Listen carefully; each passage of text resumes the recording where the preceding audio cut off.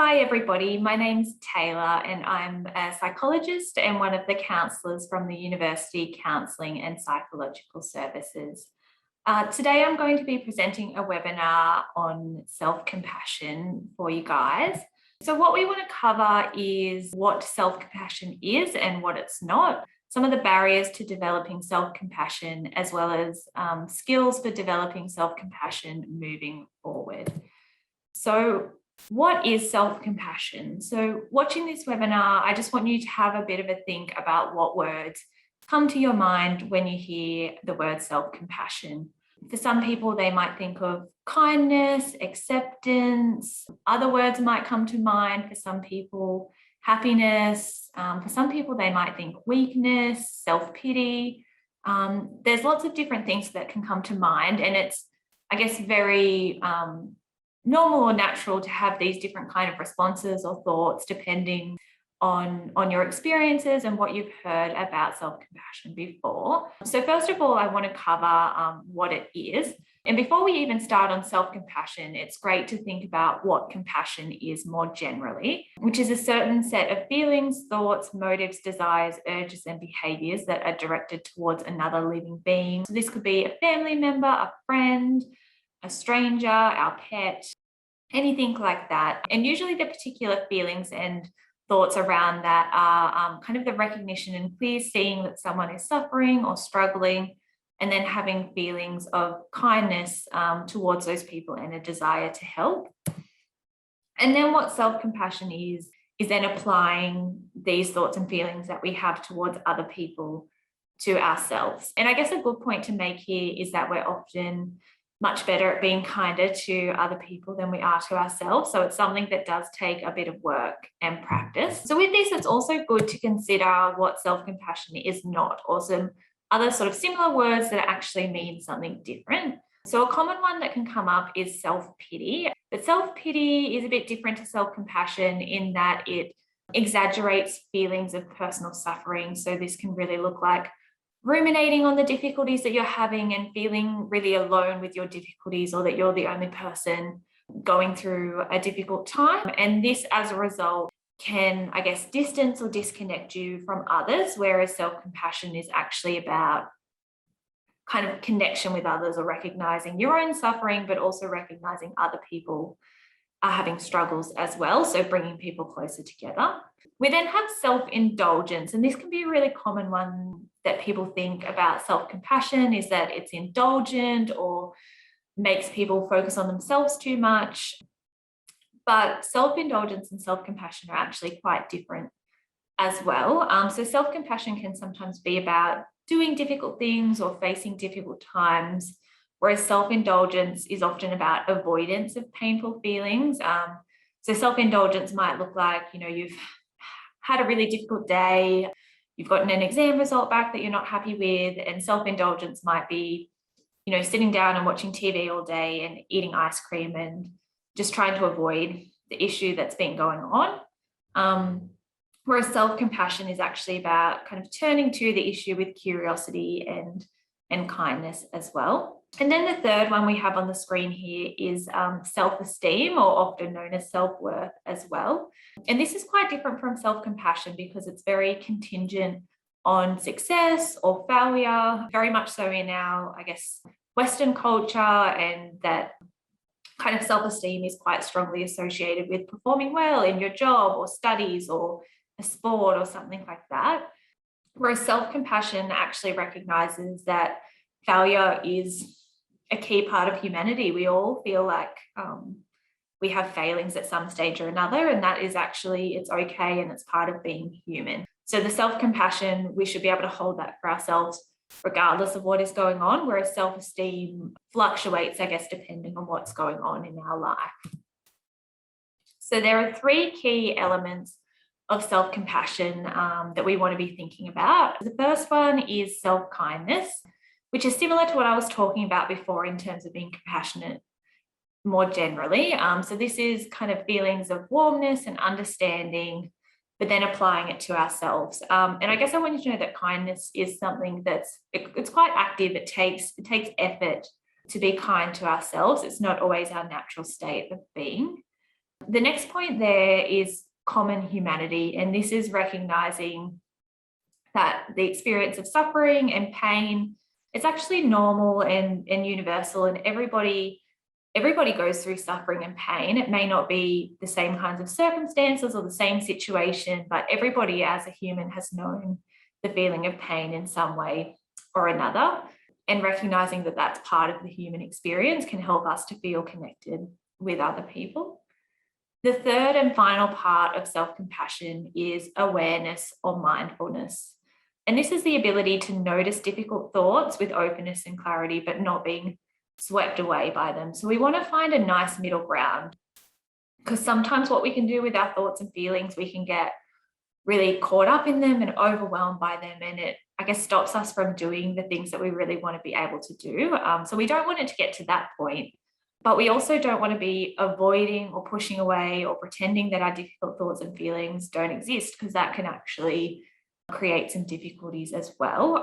So awareness and mindfulness finds us a nice middle ground where we can acknowledge difficult thoughts and feelings and experiences that are going on, but they don't then stop us from living the life that we want to lead. So I think it's good to consider why self-compassion is important for us.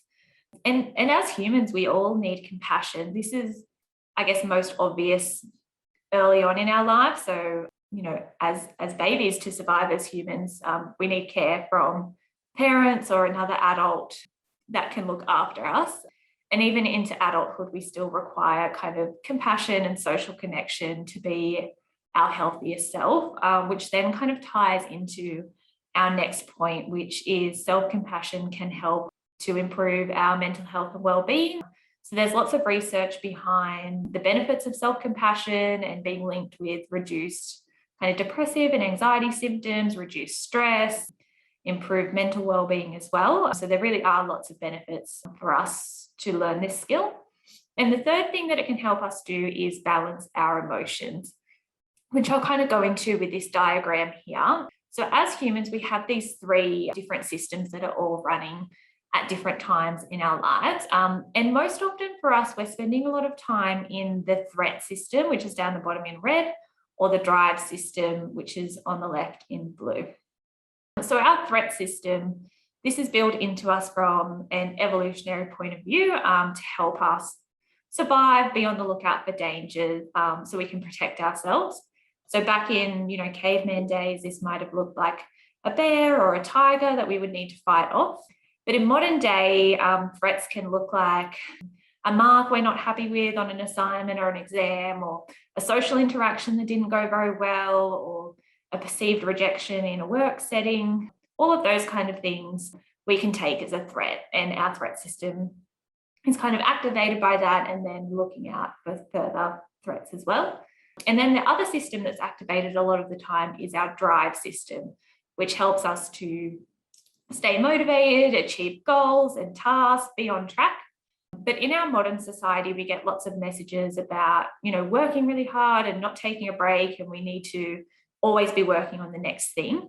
So sometimes this system can be overactive. And when we're in the drive system and the threat system too much, our body can actually get burnt out and we become really stressed. So what we need to counterbalance that is the soothing system, where self-compassion comes in. So this soothing system is about slowing down, being able to rest, feeling safe, kindness, care, all of those kind of things. So by being compassionate and directing that towards ourselves, it actually has a physiological response in our body of activating this soothing system, which then helps to settle that threat system and drive system, so that we can then still be in those systems when we need to, rather than getting burnt out and exhausted. Self-compassion really just helps to keep the balance between those. So there are a number of barriers to self-compassion that are worthwhile considering. The first one kind of relates to what I was just talking about before, and that's our evolution. So knowing that our brain is actually hardwired for negativity and criticism, and it's developed this way to help us survive, so we can go on and reproduce and keep living. And again, the negativity and criticism of the past may have been in the ways of a physical threat or a danger to our life. But in our modern world, when we're so much busier and there's so much more going on, there's so many opportunities for negativity and critical thinking that come up as well. Another barrier to self-compassion can be our environment or our upbringing. So I guess a key one with that is the adults that have been around us when we've been little, when we're growing up, watching the way that they interact with the world. So if we've ever had parents that have really high standards of themselves or have spoken critically about themselves, we can often, watch that kind of language and then take it on board for ourselves.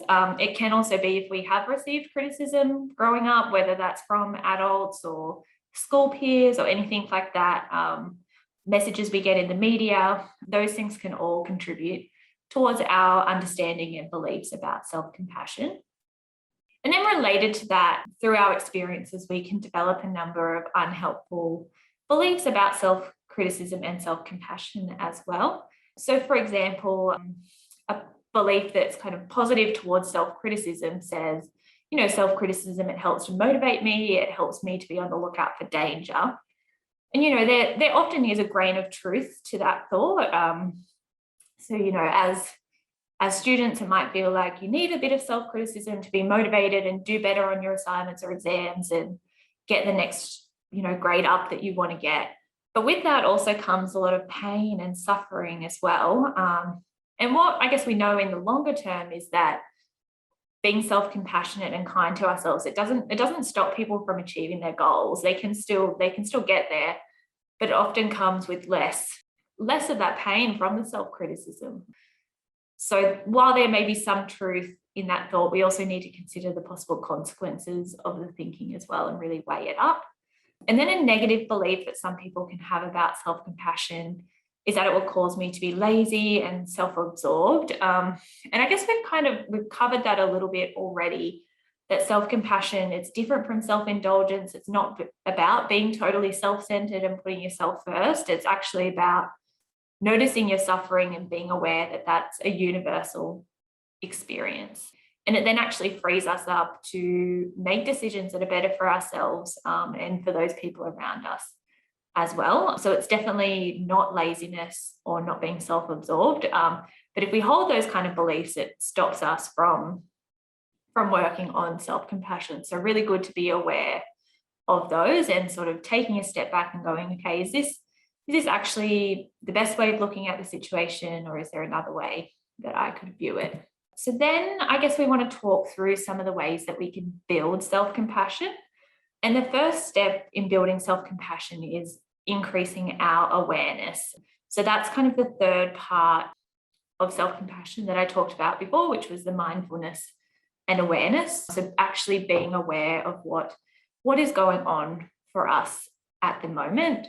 And one of the key ways that we can do that is through some mindfulness exercises or some slowed breathing exercises. So we just have some tips down in the bottom of the screen here for if we are doing some breathing exercises. We want it to be nice and slow, and that would look like, breathing in nice and slowly through your nose, and you want to feel the air going into your stomach, not your chest, as it says there. And then it might be breathing out nice and slowly through your mouth.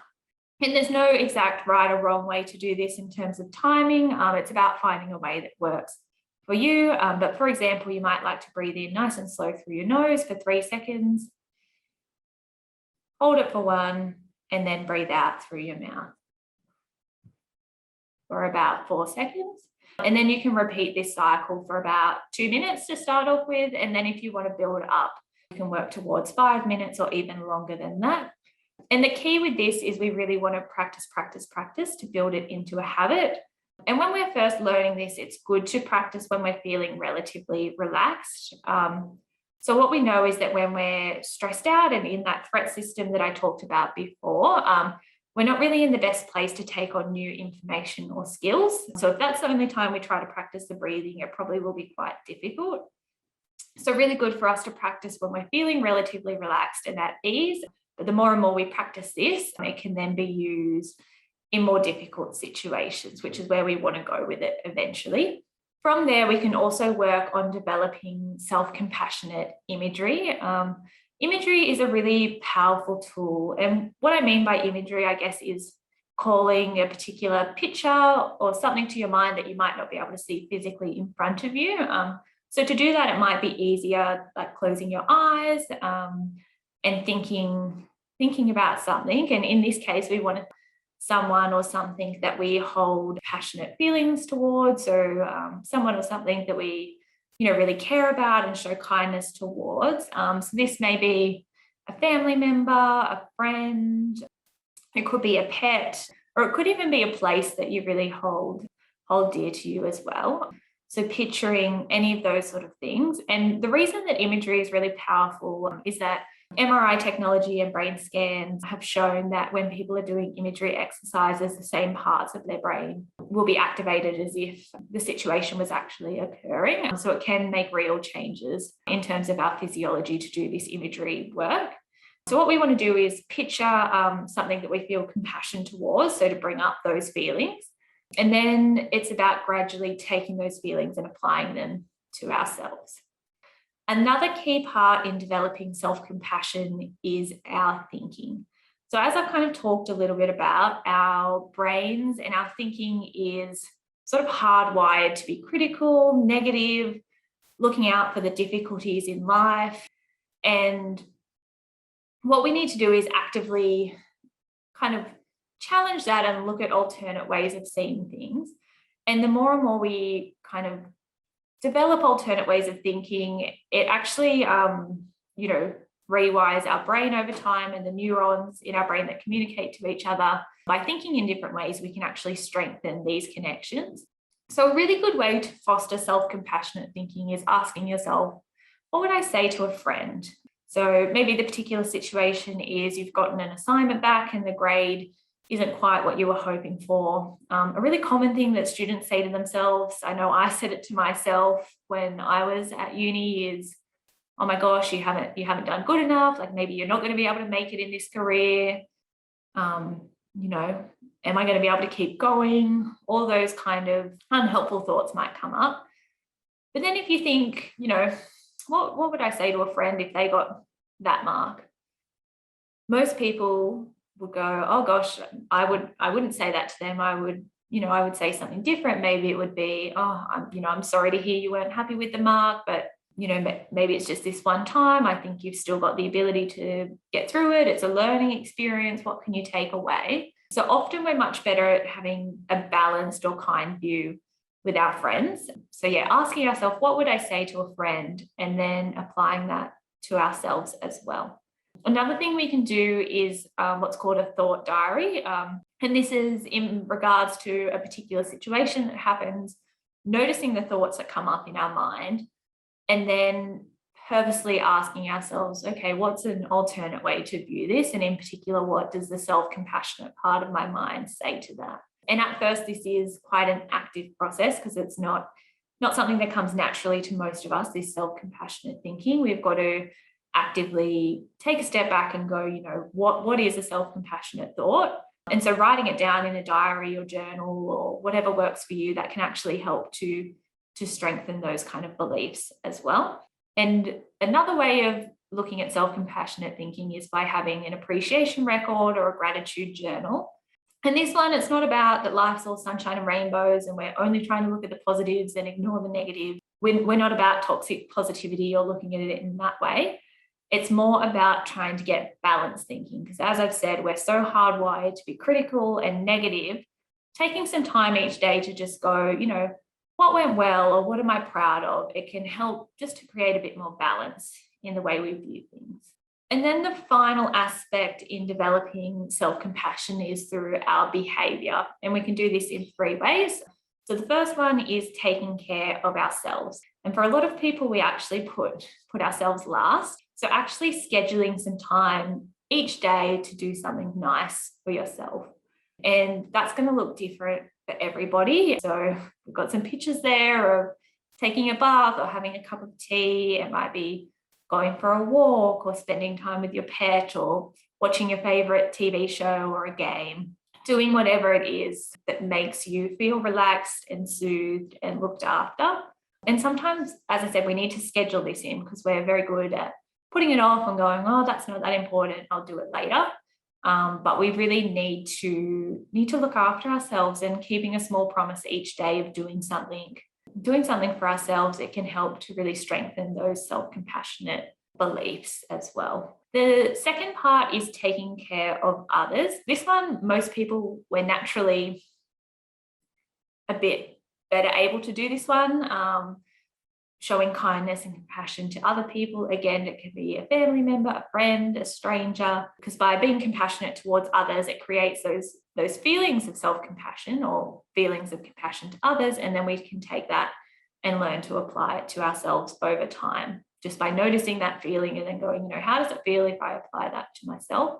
But I guess with that one, it's just being aware we don't want that to be at the expense of taking care of ourselves. So noticing if we're putting everyone first all of the time and always doing stuff for other people, we might need to focus a bit more on the first point. And then the third point, we call it taking care of business. And I guess this comes back to the idea that self-compassion, it's not self-indulgent, or it's not avoiding all our problems. And sometimes self-compassionate behavior might actually be doing things that feel a bit difficult. It might be having a conversation with our boss that we've been avoiding, or sending a difficult email, going to the shops when we're feeling really anxious and overwhelmed, but we need to get groceries at some stage. So sometimes it's doing those things that are hard and acknowledging that it's hard, but that we want to get it done, and it's helping us to lead the life we want to live.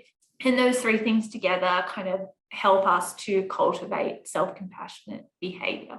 So I guess we've covered off the main points that I wanted to in the webinar, but there is so much information out there about self-compassion. This really just scratches the surface.